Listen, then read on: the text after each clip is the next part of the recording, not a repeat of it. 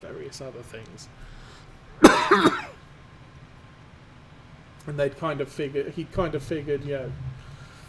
I was a mage, and he kind of figured there's no way I've got any capabilities to keep this guy locked up, and he's a pain in the butt. But he's not doing any damage, he's just being a pain in the butt. So you all need to go somewhere and do a quest and take that damn elf with you, because I just don't need the hassle and the expense that he's causing me rebuilding all my buildings.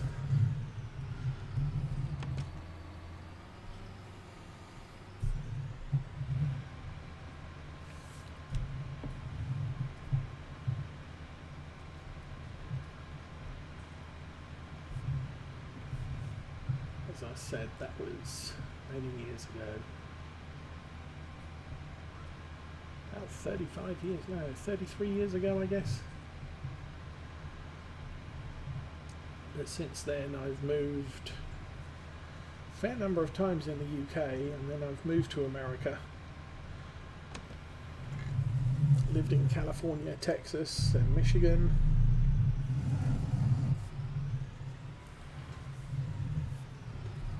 But yeah, as I was saying, even though at times I didn't come up with the solution he'd figured out to a problem, I came up with a solution that worked. When you considered the puzzle, and his solution, I would use different items to come up with the same solution. It was just, these are the points you have to overcome.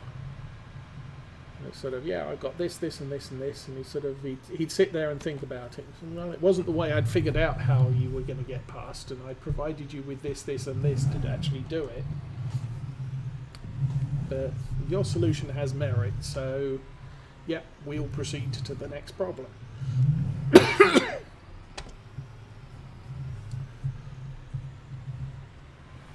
But that doesn't work in a computer game.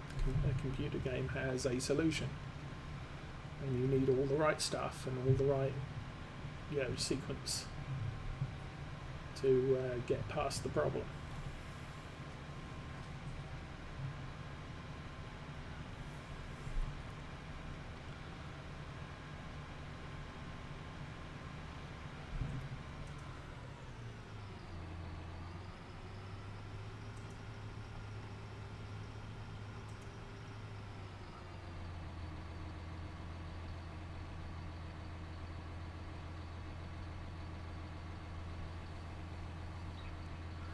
Oh, yeah. The last group I was with would invariably not do the dungeon that the DM had planned, and there were times when the DM got so frustrated, and it was sort of, you come to a crossroads, and which way do you want to go? Is there a signpost? Yes. What does the signpost say? Well, the signpost says to the west, to the dungeon. To the east, to the dungeon. To the south, to the dungeon. Where do you want to go? I guess we're going to the dungeon. Thank you. Let's play what I had planned. It was another session one of the guys told me about where they all decided that they were going to do charitable collection in the local town, and there was the thief and the assassin went round knocking on doors, and it was sort of hello, we're collecting for the poor. You want to give money to the poor, don't you? We're paladins. Yeah, I'm a 6-sided paladin. He's an 8-sided paladin. If you don't want to give to the poor, that would make you evil. We don't like evil. Eventually the DM got so pissed off, a bunch of ogres came into the town and picked up the adventurers and stuffed them into the local dungeon, where they were supposed to be adventuring. that said, the sort of the side stuff is what makes those sorts of games interesting. Yeah. Back when I was at school, we started off. It was just, okay, you're at the entrance to the dungeon. Okay, we go up to the first door. Listen at the door. Okay, people with bows and arrows on each side. Someone kicks the door open. Shoot whatever's inside. Loot their stuff. Go on to the next room. And it was literally just, you clear out the dungeon. You get the gold. And then the next week you play another dungeon. And as we got older, and I didn't play with the group from school after we left school, but it was the other stuff. It was the character development between dungeons that made things interesting. So we started off doing a dungeon, and the referee had us all generate new characters, and we started out, we did the first dungeon. It was pretty much, we started at the entrance to the dungeon and we did it. But once we finished, we were then allowed to explore the world. So, okay, well, we'll go to the nearest town, and we'll buy new equipment, we'll stay in the tavern, and we got to interface with the local community. And from there we got a job to travel to the next dungeon, and so there was cross-country travel, and we got to the next dungeon, and the reason, there was a reason that we went to the dungeon. It wasn't just some random, let's all go and stand outside a cave and then we'll start the adventure from there. We had purpose. And it took us a couple of months to get through that dungeon. And then we came out, okay, well, we need to go back to the guy who hired us because we finished that. And we need to provide evidence that we finished the job and what have you. And, the characters became three-dimensional. They weren't just, well, I'm a fighter, I go off and fight stuff and kill stuff. I'm the tank, so we smash down the door. I go running in with my large battle axe in full plate armor, and I take the hits while the more squishy people stand behind doing their thing. It was the interaction of the team at that point. And in some cases, obviously, you had the animosity between the dwarf and the elf. Or, the lawful good cleric and the chaotic good fighter.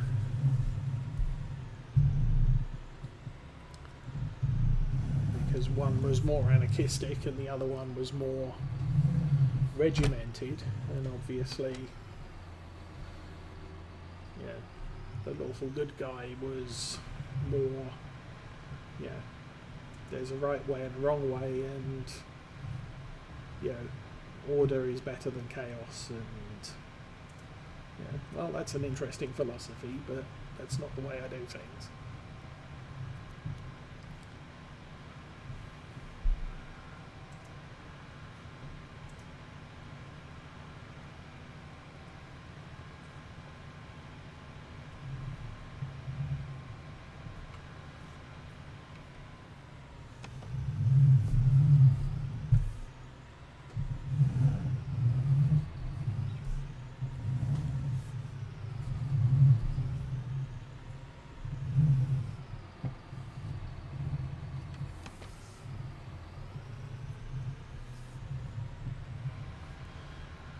Anyway, how are we doing?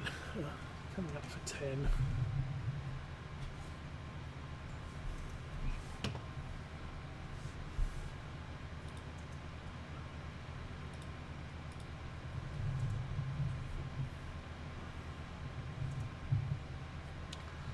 Huh.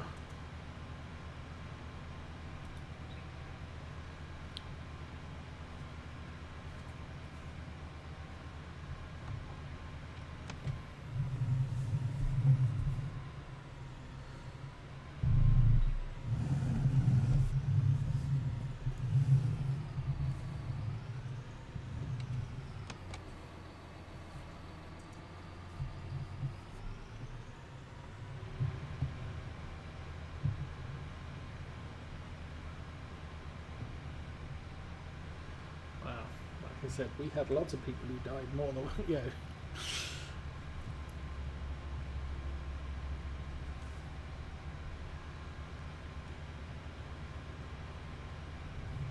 I mean, for the most part, after that first dungeon we played, where over 60% of the team actually died, from that point onwards we tended to do a little bit better. There was one dungeon I played, I was frequently wandering off on my own, and it got me into trouble more than once. And there was one place I was wandering around, and I walked into an open cavern, and the referee sort of says, okay, make 4 saving throws. I made all 4 of them. What are you going to do now? I'm going to leave this place. It doesn't feel safe. And it turned out, I think I made a saving throw against petrification, another one against charm. I mean, it was rapid fire. Okay, 4 saving throws, and they weren't damage dealing effects that were hitting me. It was all mental effects. But it was sort of, there is a bad sense of foreboding walking into this room. I'm going to be somewhere else at the moment. He was like, he smiled and sort of, yeah, that's probably a wise idea. You are in way over your head.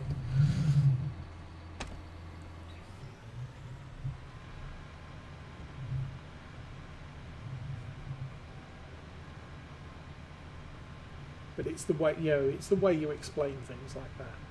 Yeah. This feeling of dread passes over you as you make 4 saving throws, and it's like, yeah, I don't even want to find out what's in this room. It's definitely a bad idea.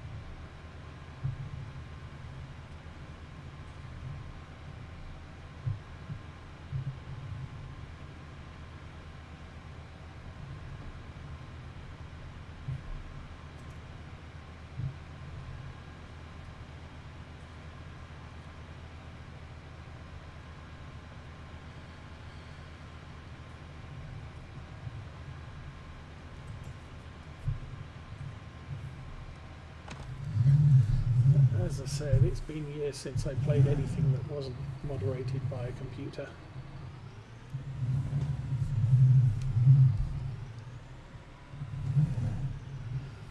So,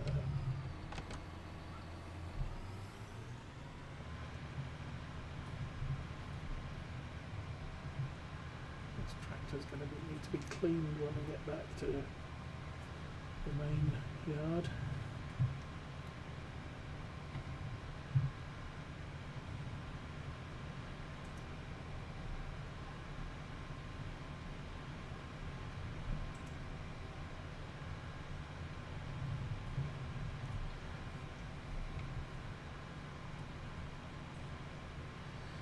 The advantage with using this culti-plough is while it counts as a cultivator, subsoiler, it also eliminates any needs plough state on the field. Not that this one needs it. Not that I can plant anything. Pretty sure I can't plant anything that requires you to plough after you've harvested it.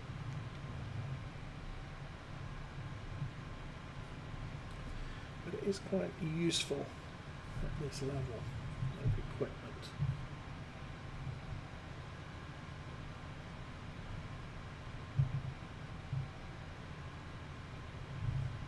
It also counts as a cultivator when you take a contract, which the subsoilers and cultivators count as cultivators for contracts. The harrows and power harrows do not count as cultivators, although they do leave your land in a cultivated state. It's a little bit of a problem.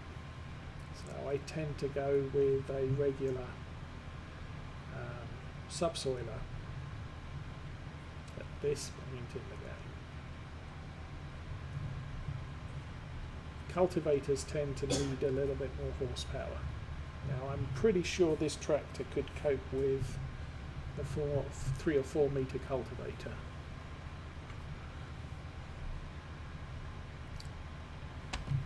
But it's far more than the 90 to 100 horsepower that this subsoiler needs.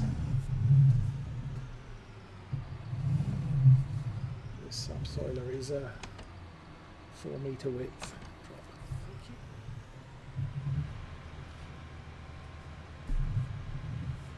A little bit damaged. I can only get 6 miles an hour out of it, and usual operating speed is 7.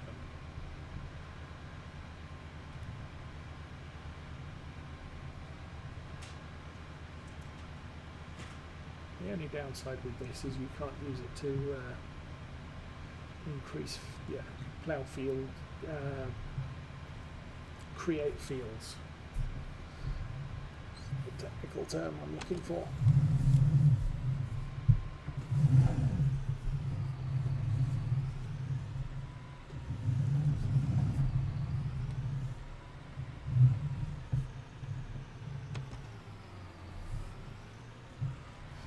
This is nearly done.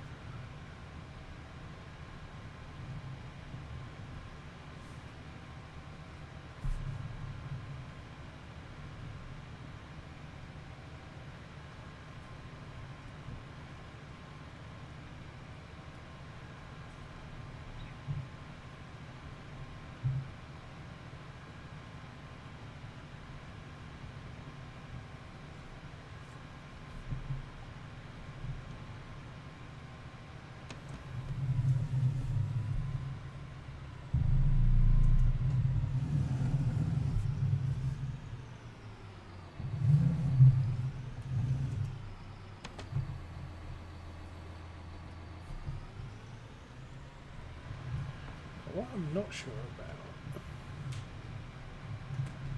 is there was suggestion in the early Farm Sim 19 blurb that if you kept a tractor for too long, the horsepower on it would drop over time. So even if you kept it repaired, its capabilities would degrade.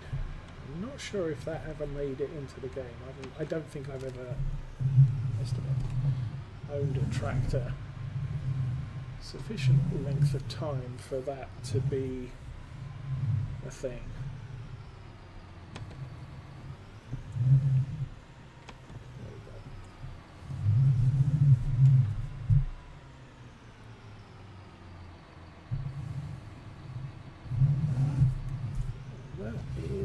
Just about the right width to finish this field.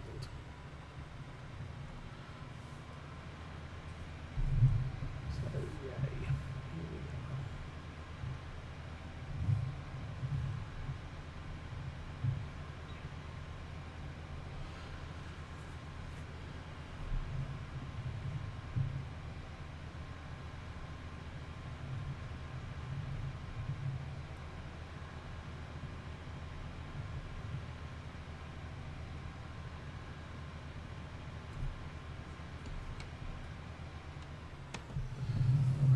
Done. We'll pull over here and drop that to the side. And then go get the cedar.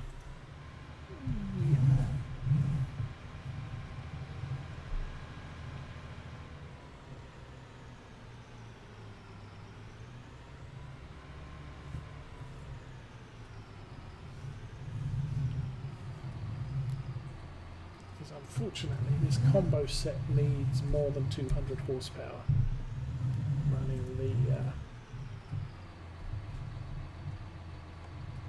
subsoiler and the seeder. Oops.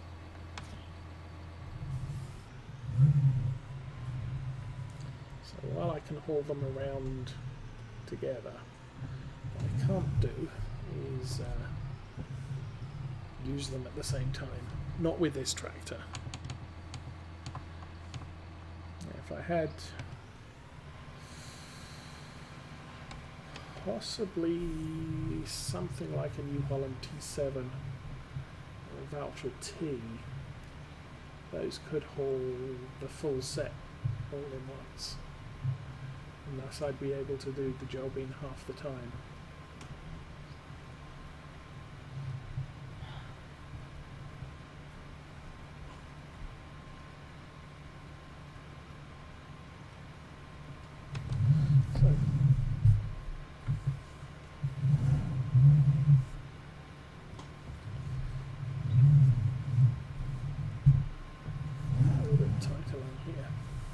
However, the other reason I don't like using the combo at the same time is if I was this bad at lining up, the subsoiler would rip up that strip of seed on the left side of the tractor,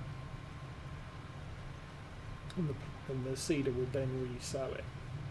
As it is, the way I've got that overlaid, the seeder's only putting seed in the ground where I haven't put seed before. No, I've never had a hernia.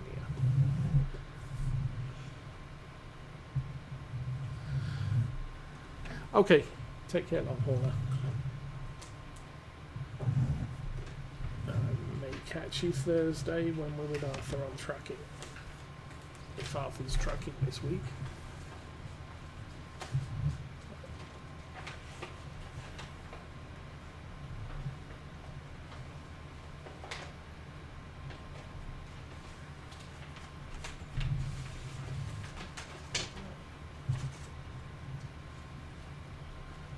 Notice that the field is wider the other way. I would have to turn the tractor around far less if I was going side to side rather than, or end to end rather than side to side, as I'm doing right now.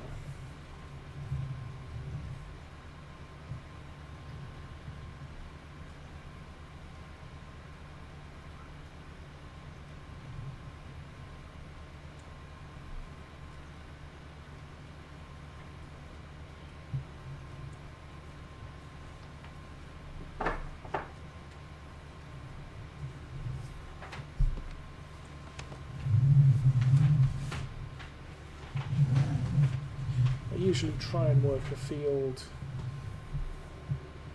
so I'm driving along the longest side, because then you have to turn around less frequently.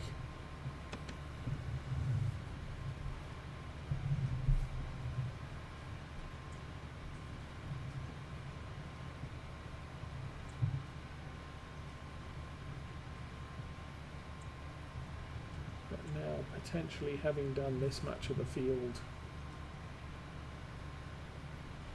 pretty much looking kind of squarish for the amount that's left.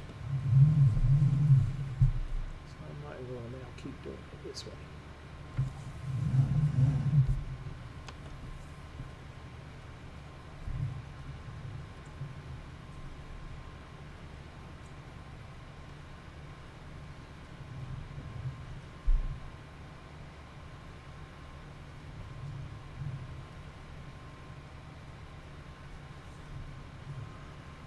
Seeder is the size that it is because A, the tractor I have barely has the horsepower to haul anything bigger,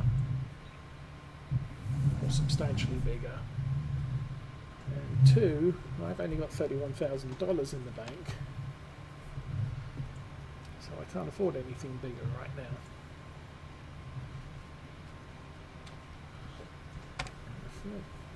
Stick that on a worker for a minute. So where are seeders?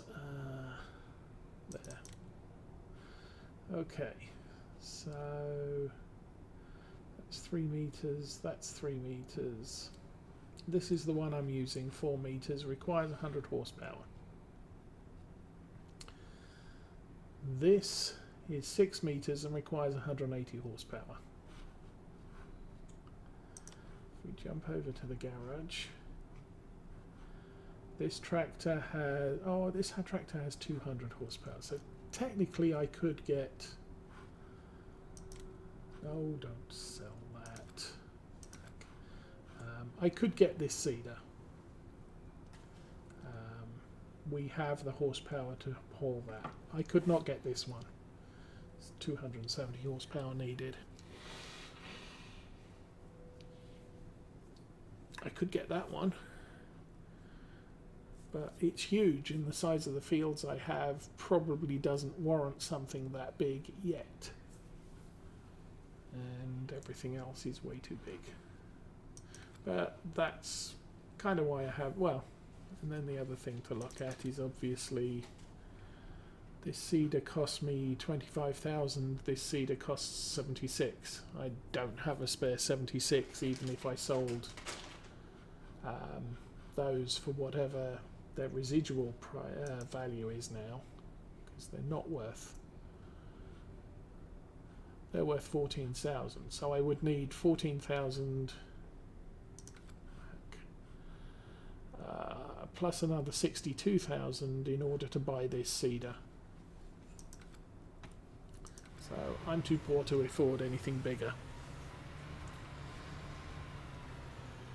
And having a bigger seeder doesn't make me money any faster. This equipment is perfectly adequate for the job at hand. Now, doing something like that field there would be painfully slow to do with this seeder, and I would want something much bigger. But then I can't afford that field either, so it's not as big a concern right now. I can turn the worker off. Now on the Lawfolds farm, which I run at the weekends, I'm using 12 meter equipment, and it functions very well for the size. Oops, back up. For the size of fields I have and the size of tractors I have. But I'm getting to the point where I need another one, because I have so many fields that to do all the work that needs to get done, one tractor and one seeder isn't sufficient. Getting a bigger seeder wouldn't work because the entrances to the fields are very narrow, or comparatively narrow.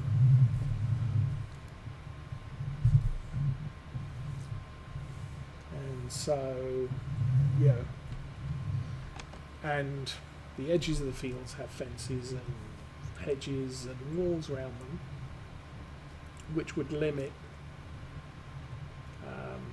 the ease of use of larger equipment. So 12 meter equipment on that farm is perfectly adequate, but I don't have enough of it to, or I'm getting to the point where I don't have enough for the number of fields I now own. And we'll get, there is the potential that we'll get to that point on this farm. I bought field 5 last week. The next field I could consider buying is possibly number 4, which is about twice the size of this field. And once again, 4 meter equipment is perfectly adequate for that. But after that point, I probably want to buy a bigger tractor.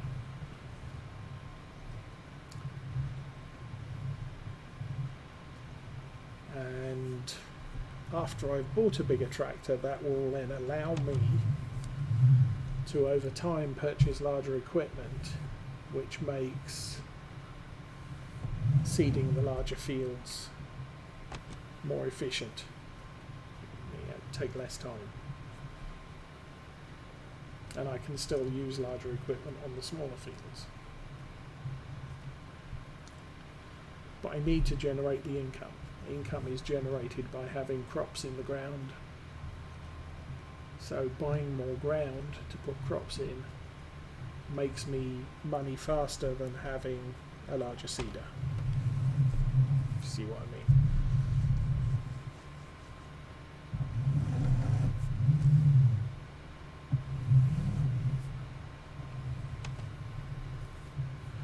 Taking 20 minutes to seed this field or 40 minutes to seed this field, it doesn't change how much money I'm going to get out of the field when the job's done.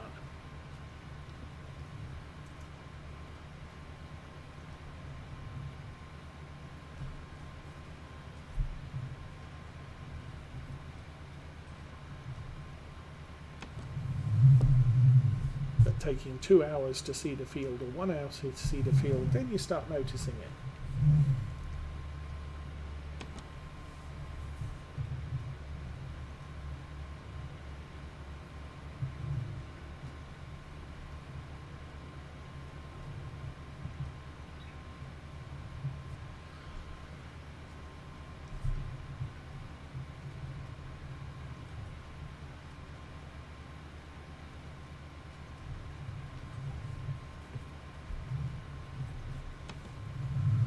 I've also got to consider that the harvester I have is about the same working width as this seeder as well.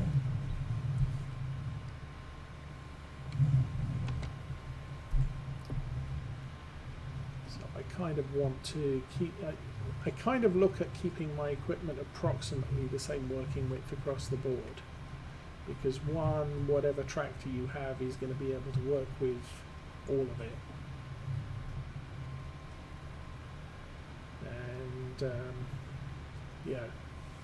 As it takes you longer and longer to seed, or you have more land to seed or to work.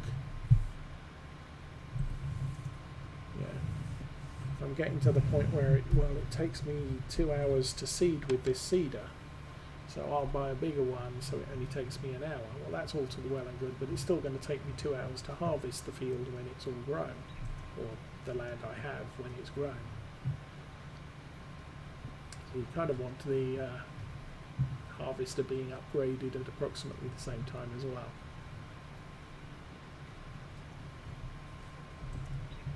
And as I said, we need the income right now. So produce, get more land, so we're producing more crops so we can sell more of it. Then worry about getting bigger equipment later.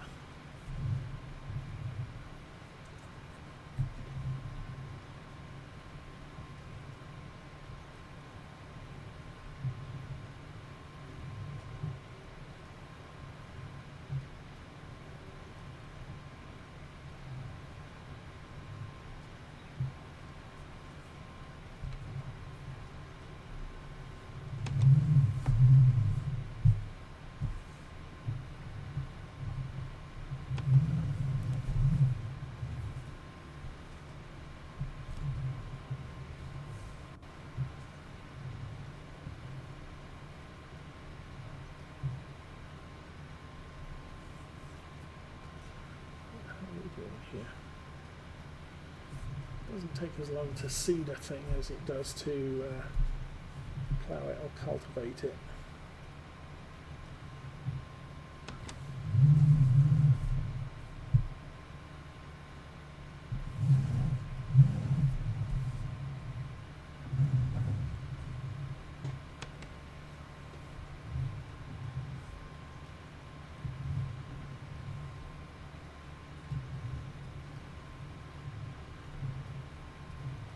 And another thing I could have done if I wanted to save time but use more money would have been to subsoil with one of my tractors and seed with the second one, with one of the tractors being on a worker.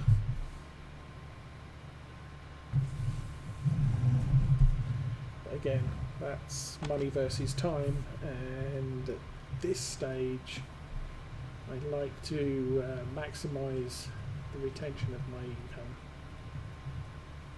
and not pay a worker to do a job I can do.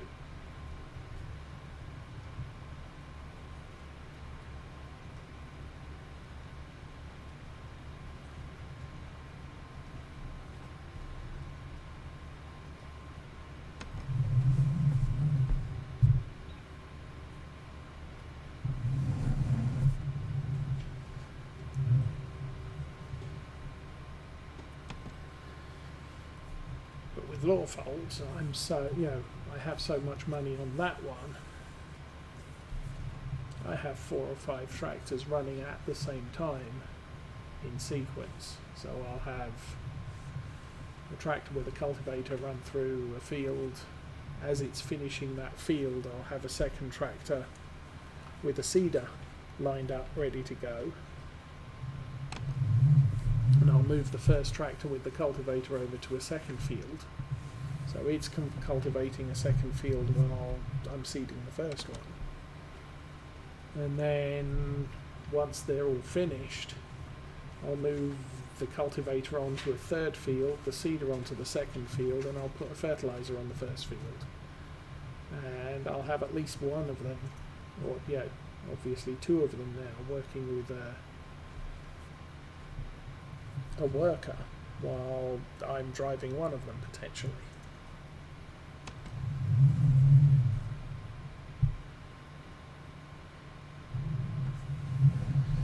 So you can get the jobs done quicker, it's just going to cost you money.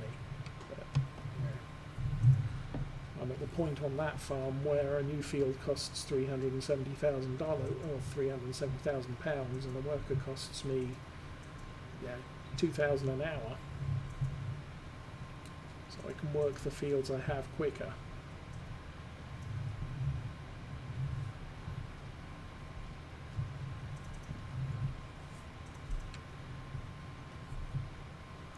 And I've got to the point where I've got so many fields that I kind of need to have a worker, at least 1 or 2,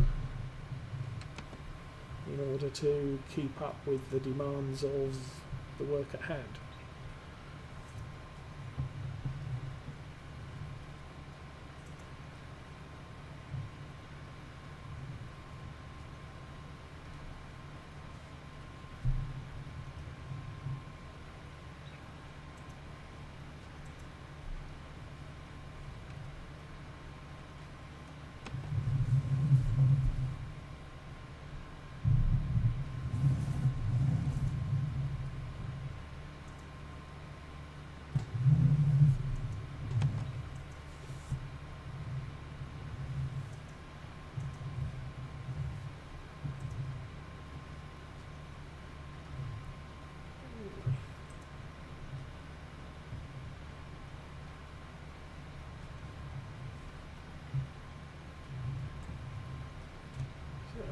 Almost done here.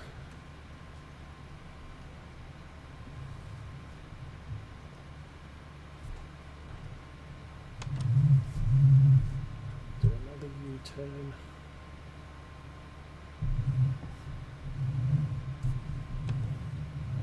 Part of the reason, oops, missed the drop. Part of the reason I'm skipping a row from this end is because it's quite a tight area to turn the tractor around in. So it's just easy to pull a 180 and go straight back down the way I came. And then at this end of the field there's a lot of working area. There's enough room for me to take a leisurely turn and effectively do adjacent rows.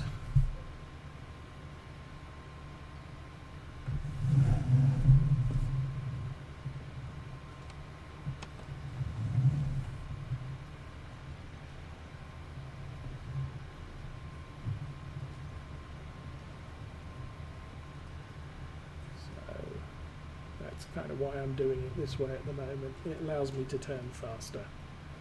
Now that I've cleared field 4, I could do a deeper turn and start doing adjacent rows. Right now though I need to do this bit. And then I'll do the rest of the field with adjacent runs. Still 8.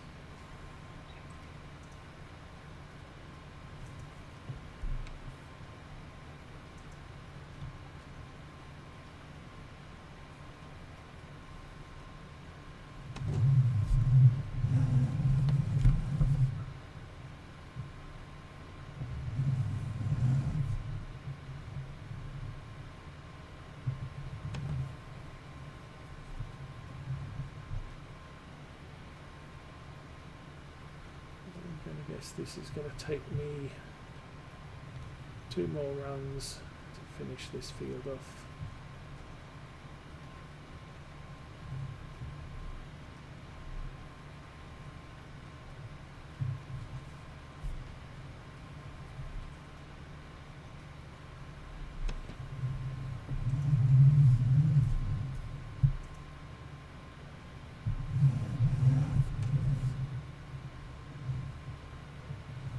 In fact, that's very close to fitting.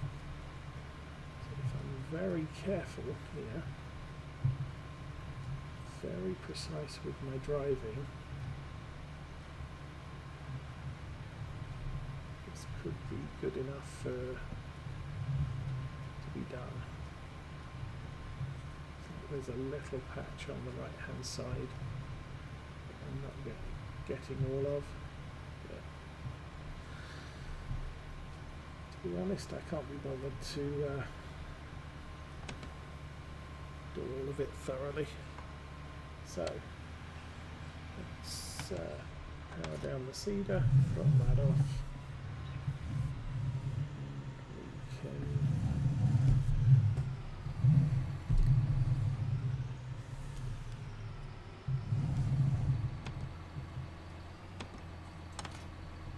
do that.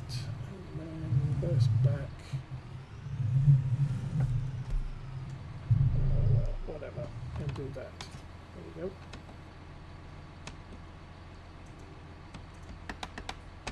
Please. So, there we have it. One field seeded. I'm going to call it a time now. It's 10:30. I'm going to send a raid off to Arthur's channel, but thank you for watching. I will be back on Thursday for Euro Truck Simulator. In the meantime, everybody have fun. I'll catch you later. Good night.